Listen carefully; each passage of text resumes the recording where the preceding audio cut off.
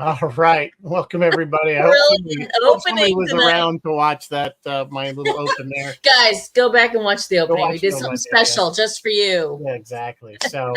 Um, so we're doing, this is one of my favorite movies of all time, is Jaws. It's certainly one of the very popular movies of all time.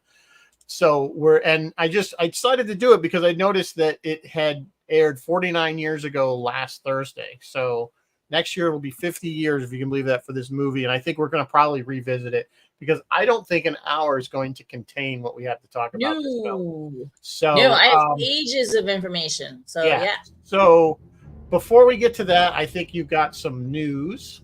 I have a little bit of news. I want to attempt to fly through it because I do want to get to this movie. Oh, side note, that's not news. Those of you who remember that we used to be a fan film before we were a set tour, if any of you are catching up on the sci-fi thriller Outer Range, starring Josh Brolin, it's super fun to see our own Brandon Stacy doing a special guest appearance in that. In the news, they say deaths come in threes, and we have lost 3 people. We've lost Bill Cobbs. You may remember him from Demolition Man, Cotton Club, Color of Money. If the name doesn't ring a bell, look him up. You will recognize his face immediately. He's one of these guys who's in everything. We lost Spence Milligan, who played Rick Marshall in Land of the Lost. And unfortunately, we have lost Donald Sutherland, who was in... That was a blow. Everything, huge blow. And for most of us, we were first exposed to him in maybe Dirty Dozen. He was in the Dirty Dozen, and then he was in Invasion of the Body Snatchers. I think in Kelly's Heroes. Yes, he was in Kelly's Heroes. Kelly's Heroes is one of my favorite. That's my favorite Sutherland movie. But yeah, he was in the remake of the Invasion of the Body Snatchers. Yeah, just tons of stuff. So many things. Yeah. So many great roles. Animal House. Yes. Yeah. Yes. Everything from Animal House to heavy drama. And, you know, unbelievable. For all the negative waves. Unreal. All right. So moving on. I know Kelly's Heroes is not a sci-fi movie, but it's, again, one of my favorite movies of all time. So anyway, other news. Other news. If you at all watched Jesse Gender on YouTube, they are a popular Star Trek what do you call it? Commentator? I don't even know when you do your YouTube podcaster, I guess, on Star Trek. They put together a using cameos. You guys know what cameos where you can pay a celebrity to give you like a shout out or to give a friend a shout out for their birthday or whatever. Using cameos, they put together a really cute little montage of all these Star Trek actors going lower decks in an effort to help save Lower Decks. So I'm going to put that link if you want to watch that video. I'll put that link in the chat when I'm done with the news. Paramount. All right, guys. Paramount Plus is raising prices again. Paramount Plus with Showtime is going up to $12.99. The Essential plan goes to $7.99, but supposedly just for new subscribers. So I guess I would I'm leaving mine alone. So I guess I'm okay. I don't know, whatever. In the meantime, those 3 co-CIOs are telling staff we have to cut $500 million in costs after unacceptable profit losses. Well, they have to produce some stuff that's worth watching. They need to produce some stuff that's worth watching. I will say Mayor of Kingstown's a good show. Not science fiction at all. Yes. Especially if you like Jeremy Renner. Yes. Evil is a good show. It's kind of fun and weird. They're in their last season. And then you get to Lower Decks and, it kind of falls off. Yes. It fell off hard. It's been falling off. Even what was it? Halo was okay. Was okay. It was for video. I think Amazon's Fallout did a much better job of an adaptation of it. Completely agree. Yeah. Anyway, but it is what it is. I mean, guys, perhaps you got all this debt. Perhaps Bob Backish didn't need that $12 million bonus last year. Just saying. It doesn't work that way, unfortunately. All right, moving on. Boeing is in the news again. You guys already know what's going on with Boeing and their planes. Well, now they've got 2 astronauts sort of stuck at the space station. Not really stuck, but kind of stuck. These 2 astronauts are hanging out at the International Space Station. It's going on 2 weeks since they were supposed to be back on Earth. Barry Wilmore and Suni Williams will remain on the ISS on the International Space Station, while Boeing and NASA engineers work to fix a series of helium leaks on the Boeing Starliner spacecraft that got them up there. NASA said they're not technically stranded. They could actually just get back in and fly home, I guess, if necessary. But they're just, hanging out there to let the mission teams review propulsion system data and determine what caused the leaks and see if it's, dangerous. That might be useful. I don't know. And then finally tonight, Rizzo, you brought this article to my attention. NASA. Florida man, no. What are you thinking, NASA? So you're going to see, if you guys look this article up, you're going to see, Florida family sues NASA. That's not quite what's happening. But what's happening, kids, is NASA has been using our atmosphere as their own personal garbage disposal and just like throwing stuff out and thinking, oh, it'll all burn up on reentry. Well, this time something didn't. And a little piece, something it looked to be about this big, right? About the size. Yeah, it was about, that's probably pretty close. Yeah, it went right through somebody's roof. Went right through somebody's roof. No one got hurt, thank goodness. They are going to file a claim with NASA's insurance. Yeah, so what it was is they actually, NASA came and got this thing and was able to identify not only that it was theirs, but what pallet it came from. Yes, they knew it. A pallet of resupply stuff, and then they jettisoned this pallet thinking it's going to burn up, and most of it did, but apparently this water bottle size chunk, moving it, how God knows how fast. Survived re-entry. Imagine if it hit somebody, it certainly would have killed them. Oh God, yeah. I mean, no doubt. So they're lucky that nobody was either. I don't know if anybody was home at the time, or did you imagine you come home and you find this giant hole in your? He said he was on vacation, but I guess some family members were still home. I don't know, but it does bring up a lot of interesting things. That there's a lot of space junk up there. And question number one is, hey, maybe don't be using our atmosphere as a garbage disposal. Well, at least if you're gonna set, and again, I'm sure Doc Alexander would be able to talk more intelligently on this, but it would seem to me that if you're gonna do that, make sure that you set it on a course that's at least gonna go over the ocean when it burns up, in case something doesn't quite burn all the way. Anyway, it was an interesting story, so I passed. It was a very interesting story. We'll see if NASA changes any of its behaviors. My bet is, I don't know. I think you're right, Bill. That's right. Space Lab did land in Australia. I think it wasn't it? Oh, did it? That's right. Yeah. I mean, guys. Do you know how much junk is up there? They've been doing this. God, there's tons of it. Years. Literally tons. Tons of stuff. So stuff could fall back down at any time. It's just, you got to do your burn up calculations very, very carefully and decide if it really is going to burn up. Space junk is a problem, and I know that that's an issue that has been come up over the years. That we used to be, I just leave it there, but it's getting to the point where that geosync, especially for satellites, is that's getting crowded. They can only put so many because they all have to be in that same basic part to stay geosynchronous over the same synchronous part. You have to. Yeah. By the way, that was Arthur C. Clarke that first theorized that before anybody else. That's right, he did. Yeah, because he had the space elevator, and he thought the space elevator. Yeah, but he had come up with that satellites should be so that they stay over the same spot. Anyway. All right, Rizzo, what are we drinking tonight? I came up with this one. It's called Jaws Breakfast. I don't know why it's called that, but it's tequila, Grand Marnier, blue curacao, lemon juice, and a dash of orange bitters. Kind of citrusy, I guess. Kind of a different, citrusy kind of summery drink. Yeah, now we have a garbage ring around the planet. Yeah, we kind of do. Basically, yeah. All right, getting into Jaws. Are we ready? Donna. I know.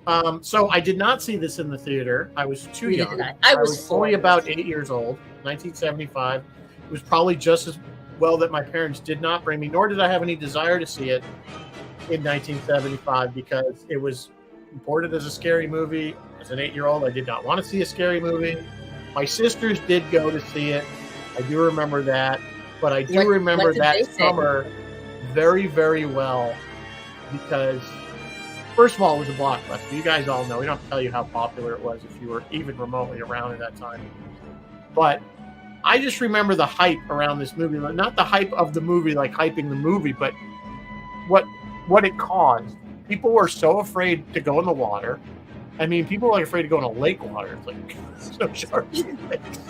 But I was telling Mary Beth, I remember the AM radio because everything was AM radio back then. The radio station was as a you call, be the fifth caller kind of thing. They were giving out shark repellent kits, as a prize, to people who lived in landlocked cities. Yeah, and it was a huge thing, and it was and I was saying the 70s, when we think about it, really was really a renaissance or a golden age of films for some reason. It just seemed like we had so many great movies that came Alien, out. Star Wars, The Godfather. We had Jaws, yeah. Star Wars. Alien. Alien was 1980 technically, I think, wasn't it? Or was it 79? I think it was the 70s. It was 79, you might be right. But I mean, like blockbuster, I don't know if Alien was a huge block, but I mean, it's like blockbuster movie.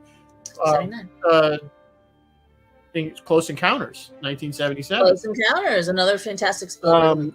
So we had some really amazing films. I think a lot of it we can attribute to Spielberg and Lucas. Oh yeah. So 79 for Alien. Okay, so it was just sneaked it in to the 70s. But anyway, my point is, it was an interesting time for films. So yeah, this movie was just a blockbuster hit. I don't know if they even considered that it was. It was very expensive to make for its time, and the biggest reason was because Spielberg insisted on shooting this on location. On location on Martha's Vineyard, yeah. Which Universal was not thrilled about, because it cost so much, because they were just waiting and waiting. You're absolutely right. So they had like a $4 million budget, and it blew up to $9 million, more than twice, because of weather, tides, all kinds of things. You guys all already know that Bruce the Shark didn't work. Those delays, they thought they were going to shoot from May to June. They ended up shooting from May to September, which is unheard of and very, very expensive. And poor Spielberg, Spielberg had like nightmares from this thing, and he didn't have nightmares about sharks. No, he didn't care about that. He had administrative nightmares because the powers that be at the studio were perpetually threatening to fire him, to pull the plug on the movie. I think they had people actually come out and were assessing things, to going, why is this taking so much? Why is this taking so much? And you got to remember, Spielberg he wasn't Spielberg then. This was the movie that really put him on the map. He had done Sugarland Express. He did Sugarland Express, and he had done Duel for TV. 7 years old. Yeah, so he was a kid, and he was unproven. Of course, this movie put him on the map, which opened the door for Close Encounters and E.T. and and he worked with, of course, Lucas on Indiana Jones and or I should say Raiders of the Lost Ark, to be correct. So after this one, probably the next one was Close Encounters, right? Close Encounters was the next big film, I believe. Yeah. So, but yeah, because of his success, but yeah, up until this point, he was relatively unknown. And I'm sure when the studio probably was going to make it, they're like, let's just do it cheap, get it out there. It's going to be Sharknado kind of equivalent. But they didn't know who they were dealing with. He was stressed out. Yeah, he was stressed out. And when he tells this funny story, you can find it in interviews, where he's like, we finally go to the first screening, this very first screening, and one guy gets up and he's walking out, and then he starts running out, and Spielberg's like, oh my God, what have I done? And then he found out later, no, that guy got up and ran out to puke. And guys, here's the thing is, back then, this movie was they considered it very, very violent. Yeah. Very, very graphic. And now we just watch it like, okay, whatever. I know. And it's funny because, because me and my wife consider this one of the classics of all time, and it's one of our favorite movies. Yeah. We wanted our daughter to watch it, and we always said, well, it's scary. So we always, and she watched it, and she's like, that wasn't scary at all. And I'm like, because we're so desensitized by modern. I was like, if you guys are watching The Boys, I don't know if you're caught up with The Boys, and some of the stuff that's in that is so cringeworthy. And I don't mean cringeworthy. I mean, it's you weird, watch it like cringeworthy, this. But like the graphicness of some of the stuff. You watch The Boys, or okay, let me rephrase that. I watch The Boys like this. But it's television. I mean, it's not talking about an R-rated. This was PG. Was it G? Yeah, because we didn't have. It had to fit because we didn't have PG-13 back then. They didn't have PG-13. And it wasn't truly R. There's not a lot of cursing or anything. Or nudity. No, there's a little bit, but no, it was PG, and PG-13 didn't come out. Actually, it was Temple of Doom, Indiana Jones and Temple of Doom, which got the PG-13 rating.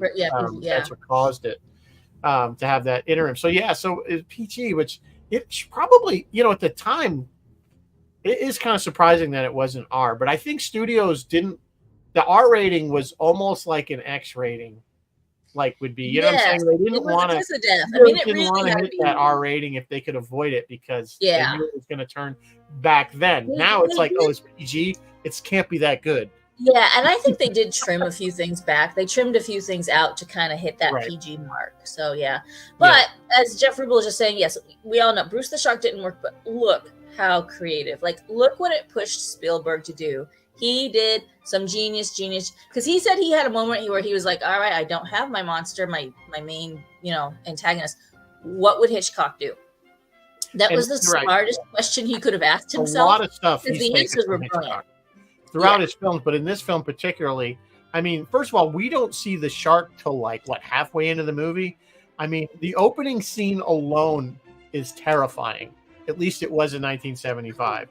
And I'm sorry, if any of you ever swam at night, that's the first scene that comes to your head. If you've ever been swimming at night in the ocean. I remember when I was in college, I was in scuba club and I did a lot of scuba diving, and we were in Stonington, Connecticut. We were lobster diving off the point in Stonington, and we got all our gear on. There was one guy that was still putting his stuff on. He was on the beach. There's maybe three of us, I think, already in the water, floating, waiting for him to come.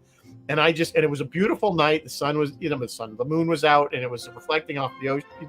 And I just said, "Hey guys, remember the opening scene, the Jaws?" And they're all like, "You effing assholes!" And now we can't go in the water. And it's true. It's that you can't see. It's pitch black. Everything below you can't see anything. So it is could be a shark right there for all you know. There. So you can imagine the terror in that poor girl when she's getting thrashed about. Yes. I mean, and it was terrifying. It's probably the scariest scene in the movie, I think, is that opening scene. That or the guy that falls out of the boat and the show. You don't see. The head was a jump scare. The head was a good jump scare. Oh, yeah. The two old guys that were trying to catch it with the... Not the two old guys in the pier. The guy in the little red boat that... yeah, the guy in the pond. Water. And you can see it pretty clearly under the water. That was a good shot. The leg going down, just his leg. Yeah. Yes, just his leg. Yes, him. Yeah. So that was pretty graphic. Again, pretty graphic. And the kid dying was pretty graphic. Alex and the poor dog Pippet. And Pippet, Pippet died too. Yellow. Notice they all had yellow in common. Yeah.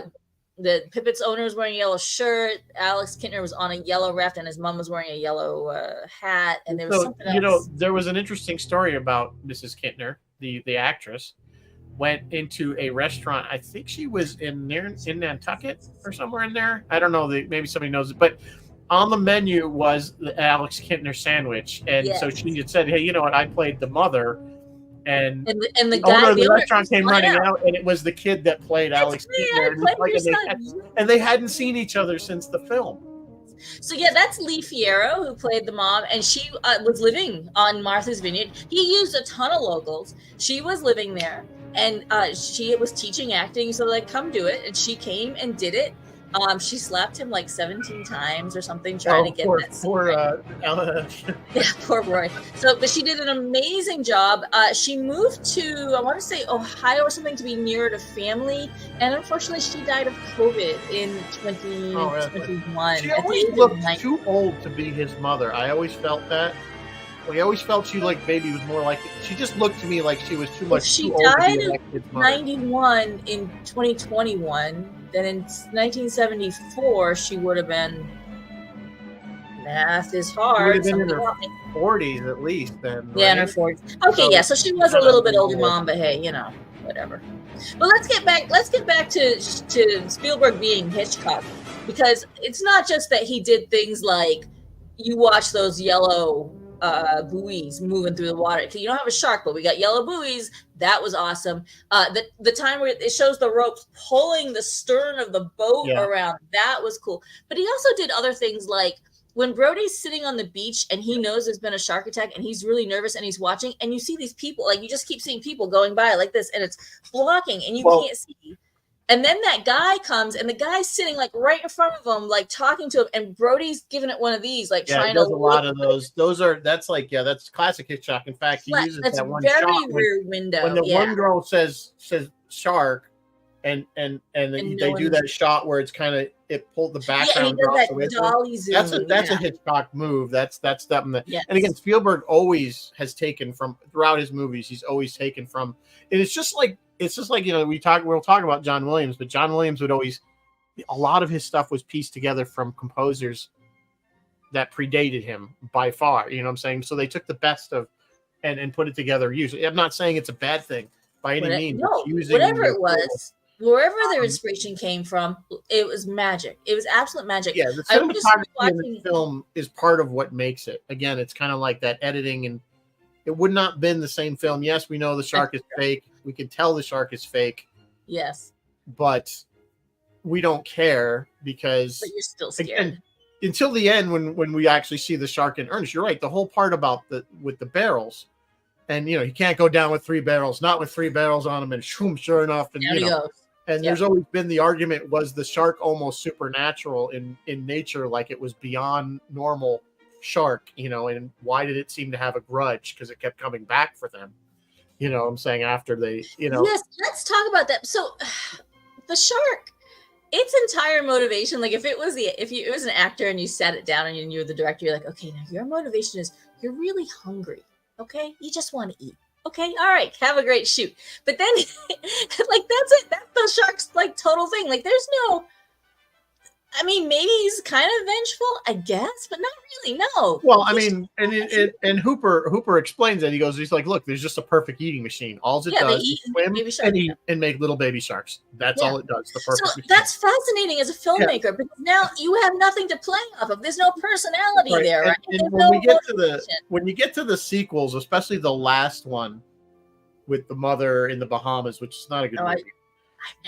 They basically imply that the shark has a vendetta against the Brody family. It's some kind of weird supernatural thing. Stick just to Jaws. So he has this antagonist that has no motivation. It just is, which is kind of genius. It's kind of like the Doomsday Machine in a way. But so now in order to counterbalance that, he gave his 3 mains amazing character. They have amazing personalities, amazing character. He really fleshed them out, made them into very believable people, and it's an awesome balancing act. Yeah, because we got Brody, who's moved from the city to get his family away from the crime of New York. Yes. So now he's on this little island, but he is afraid of water.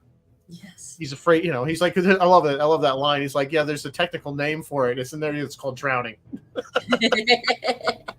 It's just like a great line like that. So here you have a guy that, even Hooper says, he says something is kind of crazy for someone who's afraid of the water to live on an island. It's only an island when you look at it from the water. Yeah, when you look at it from the water, it's an island. Yeah. No, but that's the other thing he does is those moments, the moment where the mother's she's flipping through the book and she sees the shark. Eating the boat. There's so many moments. The moment where they're on the Orca and not Hooper, Brody's arguing. Well, we can go. You got some barrels on them. Let's go back and get a bigger boat. His whole thing was, we need a bigger boat. Spielberg treats us like adults. He treats us like intelligent adults, and he doesn't spoon feed anything. He doesn't over explain. He expects us to keep up.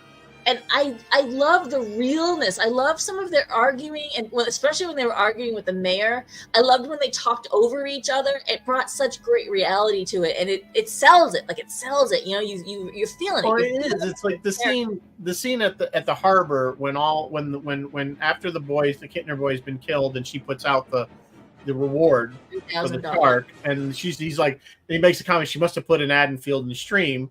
Which I don't even know if that magazine even exists anymore. I think so, I remember. But it was a popular sportsman's magazine, and because all these people came from. Look at the plates; these aren't my people. The deputy says he's like, look, Connecticut, Massachusetts, all over the place. New York, New Jersey. So and then there's the guys that are putting 10 guys into this little tiny boat. And he's like, the sheriff told me you're overloading that boat. What do you know? Oh, they're all gonna die. Is there a good restaurant? Yeah, just walk straight in. Die. It's like they're all gonna die. And then he goes into the little house and goes, "Hey, those guys in the boat, they're all gonna die." Yeah. I love the reality. It's not spoon fed. It's not overproduced. It's not that weird actor talk where I talk, you talk, I talk, you talk. No, it was real life talking. It was very natural and very natural. And the whole kind of the adversarial nature between Quint and Hooper, because Quint Hooper Hooper, being, yeah. and Hooper kind of had to prove himself that he knew how to be on a boat, and that whole thing. And it really, they didn't bond, if you will, until the great speech, which we'll get to. And we will being get drunk that. and showing their scars, which is such a guy thing. The other weird thing about this movie is, I guess the shark's the bad guy, but the closest thing really we have to a villain, I mean, I guess the shark is the villain, but maybe the mayor is the villain? Maybe not. I don't know. The mayor's just the, when you think about it, he is, again, a victim of circumstance, because he explains that very clearly, what his motivation is. Amity needs summer dollars. We can't get through the winter if our summers are bad. Yeah. These people, and that's his motivation, and he's the mayor. That's actually very, very true. And then once he realizes, after the whole incident at the beach with the Kittner kid and the guy in the pond, actually, no, the Kittner kid was before that, but the guy in the pond, and everybody realizes, they're like, they think you want the beaches open. You're the mayor of, you're the bad, down here. Yeah. So interesting.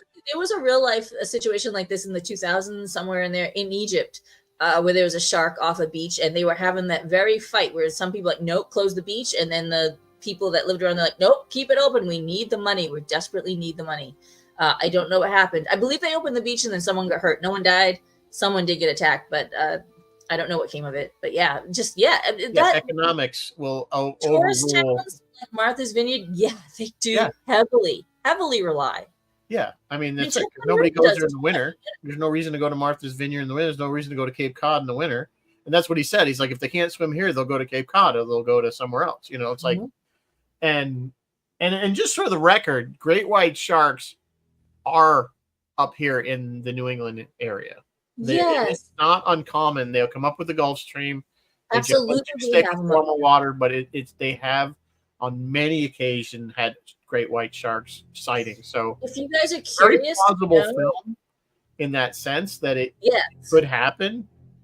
So and again, the science that he does explain is fairly accurate. That they are territorial, that they will stay when there's food, that kind of thing. I love that whole scene when they're looking at the billboard. Yeah. And he goes, it's proportionate, by the way. Yeah. Correct. Love to prove that, wouldn't you? A couple of little, you're right. The science was right. The tiger shark that they caught, they had all that correct too. Tiger sharks are not native to New England. They don't like cold waters. They are down in Florida. That particular shark in the movie, real tiger shark, which they caught it in Florida, and then they had to figure out how to ship it up to Boston to get it in this movie. All right, whatever. And it's true. They are essentially garbage cans. They are garbage cans. And tiger sharks are pretty good too. They'll mess you up too. If you're curious, since they started keeping records, they've had shark attacks since the 1700s, but they didn't keep records till the 1800s. There's been about 1,600 shark attacks in all of the United States, Hawaii, California, Florida mostly. Of all of those, there's only been 6 off of Massachusetts, and of the 6, only 3 were fatal. So you guys come to Martha's Vineyard, come to Cape Cod, come swim. You're safe. I mean, I grew up in Southern Connecticut, so Long Island Sound, and we didn't have, there was never an issue with sharks. No. Not to say that they weren't there. When I, again, scuba diving down in Florida, there were black tips, which black tips are man-eaters. But generally they won't attack people unless there's some reason, like they think you're really food. Generally, they're more afraid of you. But I remember scuba diving, you would see them as shadows at the edge of somehow they knew how far you could see. I don't know how they know this, but they'd always say just barely. So you'd see this kind of shadow. They would never come in very close to you. But we would hook them every once in a while, fishing those black tips, and those words, if you saw you got it near the boat and you pulled it in and you saw what it was, you just cut the line. You're like, I'm done. I'm Go out. on your way. I'm not trying to get in the boat. I want to get to some other stuff, but Jeff is asking, do great whites get to be 25 according to the great Google machine, which is known to be wrong?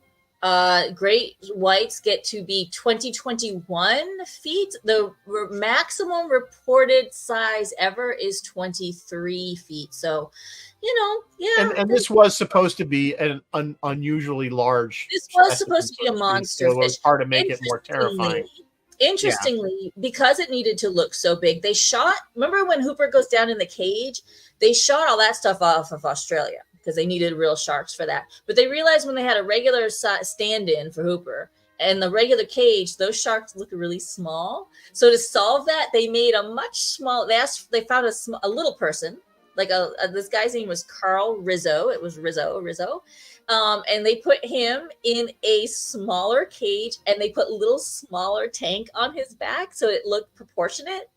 Unfortunately, he had to learn scuba diving to shoot this, and those were real sharks, and they were really like kind of getting frisky with the cage, and so he was kind of like not. I'm not gonna say he was hyperventilating, but he was breathing pretty heavy. Well, you would be a little nervous. Yeah. He ran out of air so much faster than they expected. So he's like, "I'm out. I'm going up."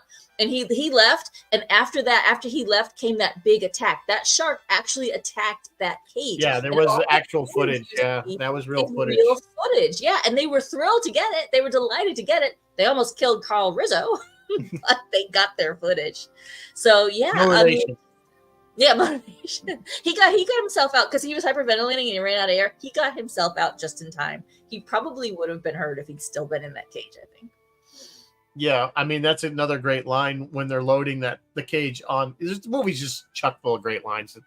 They're loading the equipment on Hooper's equipment onto the orca, and he says, "What's that anti-shark cage?" He's like, "Do you go in the cage? You go in the cage. Cage goes in the water. Sharks in the water. Our shark." And he just starts singing "Farewell and Adieu to You." Fair. I mean, it was just Quint was really the most colorful. And they do describe him as colorful character in the whole thing. I mean, Robert Shaw was brilliant. He wasn't going to take it. So let me actually tell you who they were looking at, and then let's get to it. Let's get to that monologue. So they were looking at where is it? Who did they want for Quint? Quint was based on Ahab. Brody's kind of the everyman, and Hooper's the exposition character. He has to explain everything. So they had Robert Duvall and Charlton Heston up for Brody. They wanted Jeff Bridges, maybe Joel Grey, or Jan Michael Vincent, which would have been weird, for Hooper. And then for Quint, they looked at Lee Marvin, Charles Bronson, and Sterling Hayden. And side note, the dogs, if you notice the dogs of the Brody household, those are Spielberg's dogs. But anyway, the fact that they settled on Robert Shaw, absolutely genius. I don't think some of those other ones probably could have pulled it off. I don't know. Robert just brings. No, there's no question he was perfect. I just think I could see some of the other guys in there doing it if you kind of think about it. Maybe not necessarily for Brody or Hooper, but in Quint's. For Quint, maybe, yeah. But let's get to it. Let's talk about that monologue. Well, we kind of were talking before the show, and we were kind of comparing it to Rutger Hauer's monologue in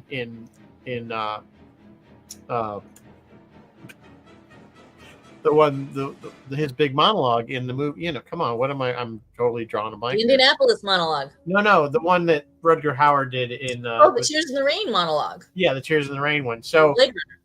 Yeah, Blade Runner. So I was saying I think this was more impactful for the more reason that it's a true story. Yes. And it's accurate. So those of you who don't know, and I'm sure most of you do, the Indianapolis story that he talks about, and we delivered the bomb.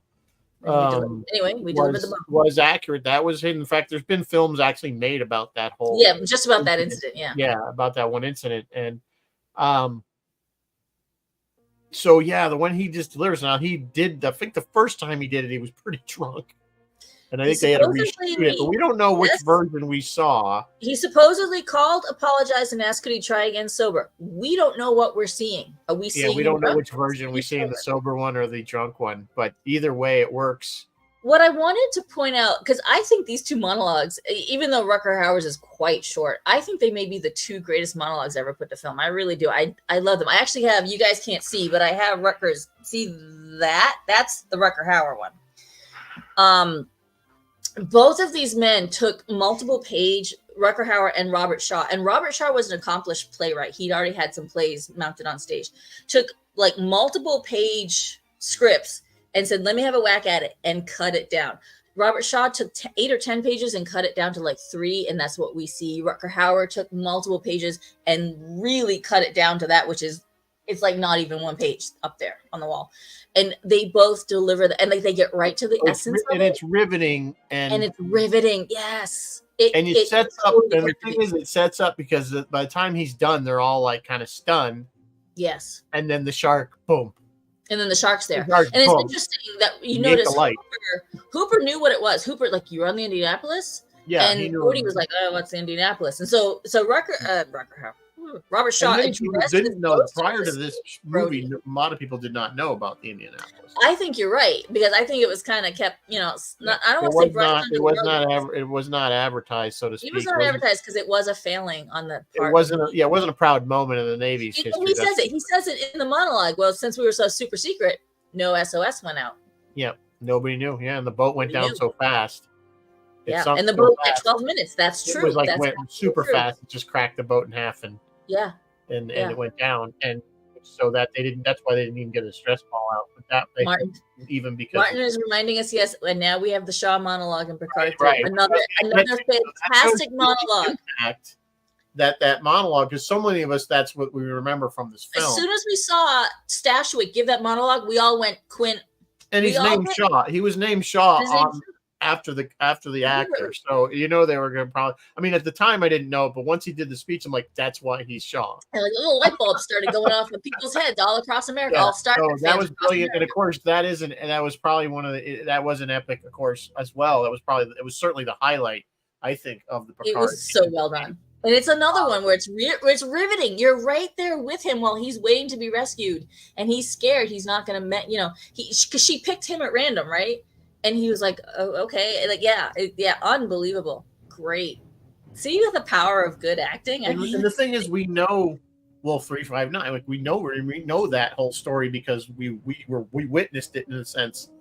Well, kind of, yeah. You know what I'm saying? It was part of the show, so we're aware of it. So, and they've used this before because remember Sisko, not to get too far off the mark here, but Sisko had the same issue with Picard because he was there as well, and he lost his wife.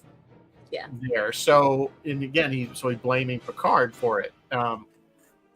So they kind of kept that thread going. Yes. They're not going to let Picard off. Maybe in Pale Moonlight, he might have where he says computer delete this. That, not you. That might be his version of the Shaw speech, but yeah, I mean. Any monologue that carries you along and puts you there in the moment is just unbelievable. And it was done. This one was done so brilliantly, and it's so riveting in the sting because they go from this. They're clearly drinking. Look at my star. And they were just such a guy. Look at this one. This one was, I love the one. He goes, Becky Sue, whatever her name. She broke my heart. That was, and it's funny, and they're laughing. And then, side note, Roy's actually looking at his real appendix. That's his real appendix. Yeah. He's like, and then he goes, there's a tattoo that he must have had removed, and he goes, that's, that was the Indianapolis, and that's what you were. And then you could see Hooper's like reaction immediately says like he knew, like you said, he was aware of what was coming, but of course Brody didn't, and then I love it. I just love the whole sequence of how he goes through the whole thing, and then boom, the shark, and then they're scrambling and. Because Spielberg just did an amazing job with like editing and timing, and the other like kind of moment where you're right along with them is when Quint, his line, he has a fishing pole, which you can't catch a shark on a fishing pole, but whatever. He has the fishing pole with the line, and it just goes tick tick. It just goes out a little, and he's looking away, and you just see the eyes. His eyes only come back, and then he starts, and it's the way Spielberg cut this is he did a lot of close-ups, like you see him quietly getting into those shoulder straps. And then you check on Brody. Brody's still dicking around with the rope. Okay, and then he quietly gets the pole into the center well. You check on Brody, still fooling around. All right, and then we're gonna hook ourselves to this side of the pole and hook ourselves to and he's doing all this very quietly, very surreptitiously. And it's just the way that is edited together and the way that plays out, because it's a lot of tight close-ups. You see him doing this, and it builds this suspense. It builds this tension. You're like, oh my god, is this it? Is he coming? Is this shark coming? What's happening? It's so good. Like, just he did some 27. You can catch a shark on a fishing pole. It's just how big it is. Yeah, I know you're right. But he had established that this thing was a monster. But the 25-footer, you're right. No, but I guess he did explain to it. He was like, I'm just trying to get it up to the surface. Yeah, yes. So they can get the barrel. That's all he was trying to do. That's why but you're right. That's a great scene when he gets in the fighting chair and then. And the moment, Cooper's desperately trying to tie the tacker onto the barrel, and he lets go, and that barrel pops out. Like, that was such a good moment. Yeah, like, don't wait on me. Don't wait on me. Put the strobe on there. He's desperate, and he's trying to take. It's a good thing he got the tracker, because that's another great scene. Because all of a sudden you see the barrels, poof, poof, and the tracker like, doot, doot, and they're like, and then that's when they get the boat hook, and they grab in the rope to pull it in, and they're like, what's going on? Why are these just sitting here? Where is he? Yeah. And then all of a sudden he runs, and of course, remember, they get caught, and that's when it starts pulling the transom out, and that's when things start to really go badly for them. That's when things go bad. Yeah. But the other scene is, this becomes a very Ahab moment, of course, for Quint, because at that point, that's when Brody gets on the radio. He's like, we're done. And he's on the radio. He's going, Mayday, Mayday. And he comes in with the little baseball. Those are fish beaters, by the way. Those the little baseball. Oh, really? I was wondering. That's why it's a little short baseball bat. That's like if you do get a large fish and it's floppy. You gotta club it. I get it. Gross, but okay, yeah. Yeah, smack in the head, kill it. But that's a great scene, and you see Brody just loses. That's just great. Quint at that point, he's gone. He's like, this thing, I'm gonna get it. Yeah. And I don't care. It's like, I'm not. Right. He's having his Ahab moment. Right. The other really smart thing that Spielberg did was Brody learns and then applies his knowledge later. Like, earlier on, I don't remember what happened. The boat rocked or something, and those tanks. So what happened was, so Hooper had them secured, the tanks, with some of the cage stuff with a rope, and he said, get me another float. I think he needed for marker, and he went to go get one, and he pulled the wrong rope, and the whole thing, and the tank were rolling, and he says, these are compressed air, they can explode if you, was a little bit of a lie. It doesn't, having known scuba tanks, but if you had knocked the valve off, yes, the thing becomes a missile, and it would have blown a hole in the boat. So he wasn't completely inaccurate, and it was accurate that if you shot it with a rifle like he did, it would probably explode like that. Whether it would be, that. Whether or not the shark would keep it in his mouth, we don't know. But just roll it. So that was, again, some foreshadowing that. Okay, yeah. But did you notice that after that, Brody kept checking on those tanks? Like, every time there was an incident and the boat moved a rock, Brody checked on those tanks every time, and I thought that was really smart, because it lended to the foreshadowing. Right. That it'll be the tank at the end. Actually, you know what? Way back in the beginning, when he was leafing through a book, there was a picture of a shark with a tank in its mouth. There was a lot of foreshadowing. Do you remember when Quint was in the meeting, the public meeting? Yeah, there was. In the public meeting, there's nothing on the blackboard, and then when he makes his amazing entrance by dragging his nails down the blackboard, he's drawn a picture of someone in a shark's mouth. Yeah. On the blackboard. He says a little shaking, a little tenderizing, and down you go. Down you go. Yeah. Bruce saying that that's the best scene. You're right. That is the Brody's best scene, is when he's putting the chum out and he says something like, why don't you come down here and chum some of this shit? And he's got the cigarette. I just love that scene, because the cigarette's just hanging there, and he's just like, and the shark just goes like this and comes out. That's one of the first times you really see it. Yes. And he just backs up and he's like, we're going to need a bigger boat. And the cigarette just, I don't know if that was an accident or if it was somehow intentional. My guess is it would just happen that way. But the cigarette just hanging off like the spit out his mouth, like it's not. And he backs up. Like he's like, all I'm the way into the cabin. And he was right. They should have got a bigger boat. They should have. Which reminds me of what I asked you before the movies, before we started this tonight. I said to you, Rizzo, I had a rewatch. I completely forgot that Hooper had his own boat, and it was a nice yacht, right? He was rich. He was very rich, but I don't think his boat was bigger than the Orca. It certainly was more modern and newer, but I don't think it was necessarily bigger. It was probably not much smaller. But yeah, a lot of people, that was even, I remember that argument way back in the 70s when people were watching this movie. It's like, why didn't they take Hooper's boat? Why didn't they take Hooper's boat? Why are they on? Well, you think, first of all, you think Quint did have the expertise of catching sharks. So it made logic that he would be the one to go get it. But you think he was going to go on Hooper's boat? There's no way he would have gone on. There's no way we're going on Hooper's boat. Yeah. No. So, and the Orca would have done fine had Quint not beat the crap out of it. Remember, because they were fixing it and they had water in the thing, and he's like, "Don't push it that hard." And he just and then when they found the barrels and they're dragging it, yeah. So had he just gone easy with it, they would have probably gone to shore. They probably would have made it. And they would have made it. Little boat behind the scenes story. The orca, they were two orcas. One was a real boat, and the other orca was a stunt boat that deliberately would come up and go down, sink this way and sink that way and sink whichever way they needed it to sink. Well, they're all on the real boat. The three main actors, a 70-year-old sound guy and a stunt driver driving the boat. And I don't know what they were doing. The stunt driver was in charge and they were showing this attack, and something happened and this boat actually does start taking on water for real. So the stunt driver aims for Chappaquiddick thinking, okay, if this thing's in trouble, we'll just beach it on Chappaquiddick. And behind them is Spielberg in all the crew boats, all the production boats. And Spielberg's on a bullhorn going, "Get the actors off the boat. Get the actors off the boat." And the actors are going, "Get the 70-year-old sound guy off the boat." And the 70-year-old sound guy's going, "Fuck that. Just get my very, very expensive equipment off the boat." Right. Yeah, he's more worried about. So that's they did. Probably true. One time. They saved him. Sound guy went on to win an Oscar, by the way. And so did John Williams. And I think they got an Oscar for editing, which it was edited by a female. And I apologize, I can't think of her name off the top of my head. I'll look it up for you. So it's just kind of a funny little thing going on behind the scenes. There were so many funny things going on behind the scenes in this thing. Yeah, Bill's asking if did Mythbusters do the tank. I don't know if Mythbusters may have done it, but you know who did do it was those Hollywood Weapons guys that came up to the set tour that did the Gorn cannon thing. They did do this one, I'm pretty sure. And I don't remember what they found. But as somebody who used to scuba dive, I can tell you that those aluminum tanks, hold about 3,000 psi of air pressure. So it's basically, they used to say about 80 cubic feet of air into that one tank.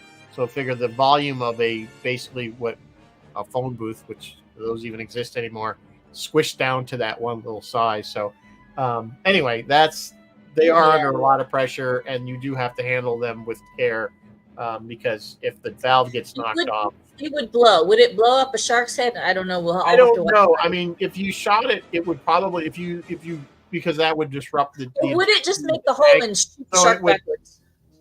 It might explode. I mean, there were incidents where people. I remember where I had worked at a scuba store and we were filling tanks, and so you have to make sure that it's been inspected and all this stuff, and it has all the right before you'd fill it. And I remember there was a story, and it wasn't anywhere near us, but where guys had bought new tanks and then they painted them with automotive paint to make them look the color they wanted to. And at the time, you would bake that paint, so you would basically it was like a powder coating it, and they baked these tanks. Well, that basically hardened the aluminum and made it brittle.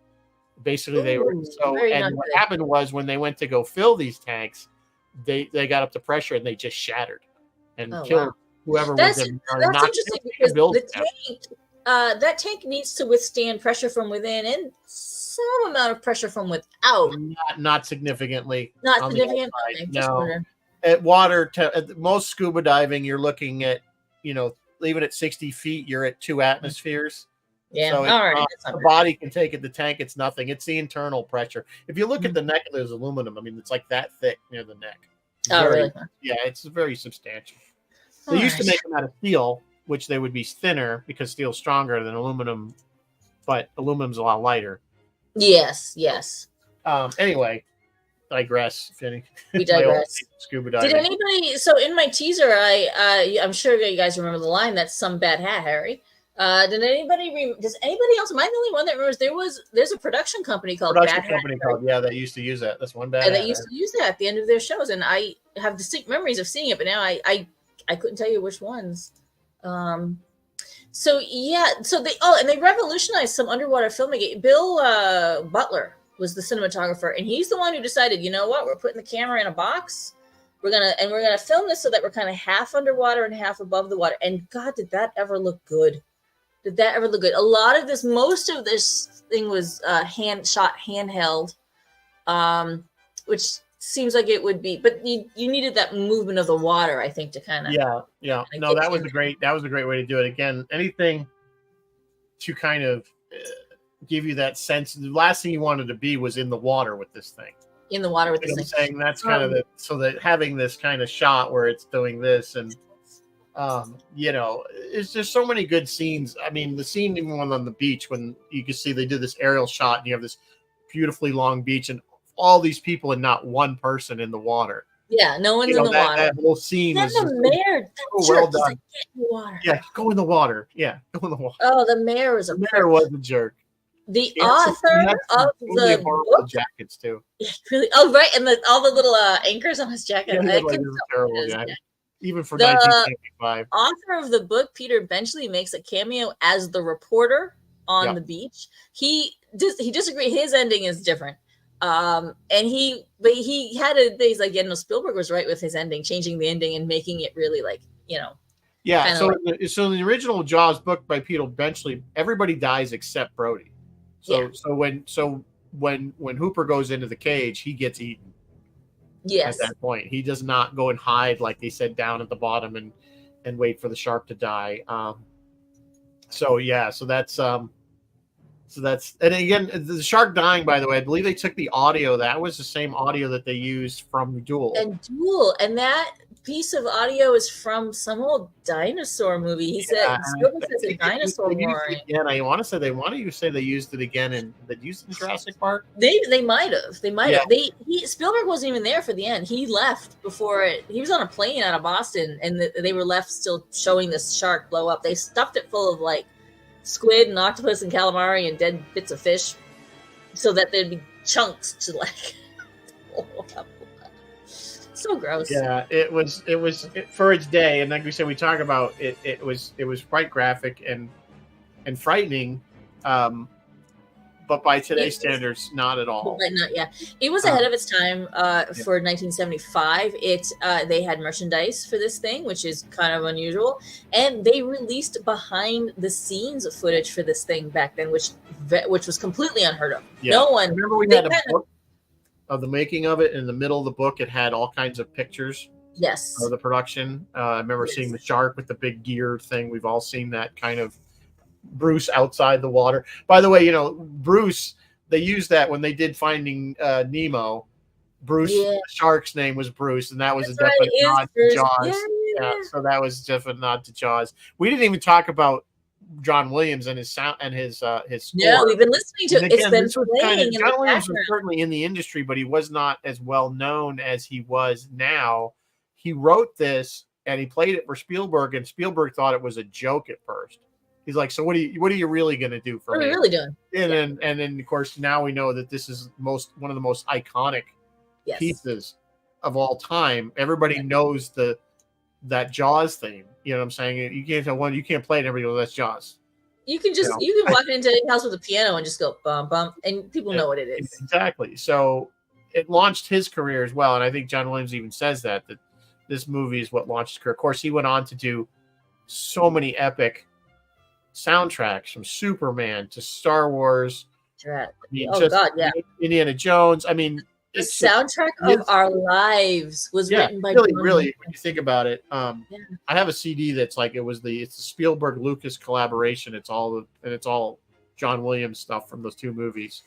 Or those movies where Spielberg or Lucas did it with basically Indiana Jones and stuff like what was the Japanese one? The Japanese World War II. Empire of the Sun. I've talked about that before. Yeah. If you've never seen it, it's a Spielberg film. It's so good.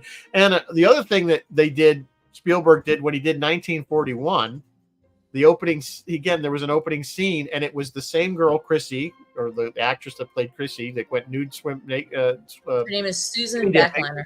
And instead of the shark coming up and getting her, it's a Japanese submarine. They did that. Submarine, yeah. Again, Spielberg did his own scene. They basically recreated the entire scene, except instead of the shark, the periscope comes up and she's up there naked on top of the periscope, which is great. By the way, I think we did. Did we do 1941? I feel like we did it. I didn't think we did. Oh, but we maybe. should have it. I It was don't a feel great like I've movie. Spielberg calls it his biggest failure, but I thought it was such a great movie. It wasn't. Was that And the the one that? Was that the one Ben soundtrack, Affleck? What? Is that the one Ben Affleck? No, it's got a ton of people. It's got Dan Aykroyd in it. It's got, oh my God, the list. Maybe we didn't see it. is in it. John Belushi's in it. I mean, the list of it's like a huge. Warren Beatty's in it. It's a great film and it's funny. It's about the obviously right after the Japanese attacked Pearl Harbor and the fear that was in Southern California that the Japanese were going to attack the mainland. So it was that kind of hysteria, but it was done as a comedy. But it's very, very well done. It didn't do, I guess, well in the theater, but it's really good. But John Williams did the theme for that. Maybe we need to do that because I don't feel like I've seen that. If everybody wants us to do it, I loved it. I saw it in the theater and I thought it was hysterical then. I still think it's hysterical now. It's a very good movie. Yeah, if nothing else, just go watch 1941. Yeah. So Boston Legal had cello players at Jersey. You're right, Bill. Obviously, he did both Lost in Space. That's right. He did do Lost in Space. That's true. He did the first one and the second one. You know how jazzy because John Williams came from a jazz background, not a classical background. So his original, they used to call him Little Johnny Williams back in the 60s. Johnny Williams. Yeah. So now he's in his 90s, I think, isn't he? He's still alive. Yes, he is still alive. God, that'll be a huge loss. Oh my God, when he finally goes. If you guys are interested in going to Martha's Vineyard, almost all of these filming locations are still in existence. Not much has changed at all. You can go see all of them. And you can, there's a great outtake of Roy Scheider saying something that we say all the time. If you've ever worked on a film or TV show, you know, it's not the time it takes to take the takes. It's the time between the takes that takes the time. Yeah, you're always waiting on something. Saying that. You're always waiting on somebody to set something up, to relight, to reset. And in this case, in this one they're waiting on the ocean most of the time to cooperate. Well, I don't think we barely scratched the surface, but I think we might revisit I have this. like 3 pages of notes, guys. I think we're going to revisit this again in a year because this is such a it'll movie. Celebrate its 50th. Yes, it'll be 50 years, so that'll think as those of us that were around when this movie came out make you feel old, in case you didn't already. But it was such a great film. The second film really was okay. The sequel to it. Certainly not nearly as good. And then the third and the fourth one we won't even pretend happened because they were so bad. I don't remember. Roy Scheider was commenting on that. He didn't want to do the second one, but he did for I don't remember. No, he did not want to do the second one. No. He didn't want to do it, and then he bailed after that. He's like, I'm out. Yeah, the third one was like the one with Louis Gossett Jr. The 3D one. It was the third one was terrible. It was Jaws in 3D. It was awful. They're all terrible. Sharknado is terrible. Every shark movie that has come. No. I still say I think the Meg has merit. There's a new one that just came out. There's a Meg 2. I haven't seen Meg 2. I think the Meg was good. It wasn't good like this, but it was good in the fun way. So. Yeah, guys, a new one just came out. It looks kind of hokey. It's called Under Paris, and it's about a shark in the Seine River, which. Yeah, I don't know. It's on Netflix. If you guys are really of course, spawned a lot of very similar movies. There was Piranha. Oh God, there was all kinds of movies. Talking about Barracuda, I bet they were the Barracuda movie. Yeah, it did spawn a lot of stuff. So anyway, all right, alligator movie. Yeah, whatever. Yeah. So anyway, let's we're gonna wrap it up. I mean, it's a great movie. We didn't talk. Like I said, we scratched the surface on it. We barely scratched the surface on this, you guys. But we are at the end of the hour. So at this point, I guess. The questions are: what's Roy doing, and what's Roy is finally going to try to do Wild Wild West this weekend. He had to reschedule it, and Phil is celebrating the anniversary of WUSB. They have been on the air for 47 years, almost as long as Jaws has been around. So they're going to be doing the music of 1977 and also talking about the science fiction books and movies of 1977. Of course, top of that list will probably be Star Wars. So that's what's going on with Phil. What are we doing, if anything? So, What are we at this point, I have to confirm with Alex is going to come back, and she wanted to do, and we were talking about doing it anyway. The what the hell is it? I told you what it was. The Yeah, you just did tell me. What is it? one with Ryan Reynolds. The other Adam Project. The Adam Project. I knew it was something project. I couldn't think of the guy's name. So we're gonna So if Alex is available, we're gonna do the Adam Project, which is another Ryan Reynolds film. It's really a kind of a it's a nice film. It's like you could watch it with your kids. Oh yeah, absolutely family film. Not family film. It's an action film, but it's still family film. So we're gonna do that, and then beyond that, I don't know. We'll figure. Well, by then, and then we'll be all leaving to go various places, and then we'll see you all in Ticonderoga for the William Shatner event. Right. So. Yeah. Because right after that, I'm headed to Montreal for the Montreal Comic Con, and I'm going to hopefully get a pic and an autograph of one of my men there, Alan Tudyk. Alan Tudyk. Very excited. Can you make it? I'm bringing my dinosaurs. Like a leaf on the wind. I wonder if that's how he signed stuff. He signed it like "Leaf on the Wind," Alan Tudyk. Yeah, I don't know what we'll do, but I'm gonna definitely get a picture of me and him with I have the dinosaurs from the show, so they're the exact same ones. So, anyway, on that note, we will say good night, everybody. Thanks for joining us. As always, live long and prosper. May the force be with you, and stay out of the water. Good night.